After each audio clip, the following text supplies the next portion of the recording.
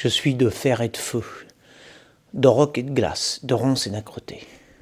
Je préfère la gifle virile de la douleur à la molle caresse des fleurs. Intransigeant avec la vérité, tyrannique jusque dans la douceur, exigeant envers les faibles. Seule la force compte à mes yeux, c'est-à-dire la lumière, la justice, le vrai. Machiste, royal et incorruptible, je dresse chiens et femmes de la même badine. Mes mots sont cinglants et mes coups brillants, je veux être obéi de tous mes sujets, admiré par ceux qui rampent à mes pieds. Ami du soleil et des loups, je suis maître chez moi et despote dans les cœurs. Je ne supporte que les éclats de rire des vainqueurs et méprise la bave des caniches. Je me moque des larmes des vaincus et me réjouis du triomphe des rois. Qui gagna le jour avec lui, qui perd est l'allié de l'obscurité.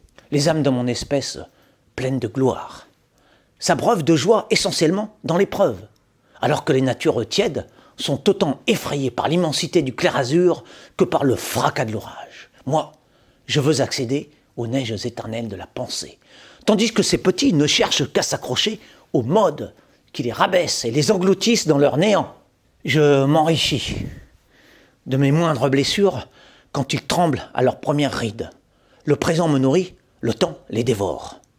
Ils se noient dans un océan de vogue. Je nage dans l'intemporalité.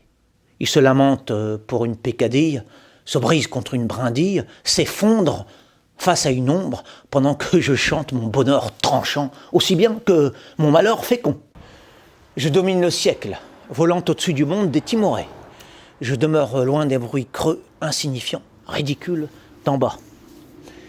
Je règne dans mes sommets en compagnie des carnassiers de ma race, des féroces de mon rang, des hommes de mon esprit. Là où les aboiements des peureux demeuraient au ras du sol ne sont plus pour moi que des pépiments de moineaux. En réalité, ce sont tous des frileux. Je suis libre.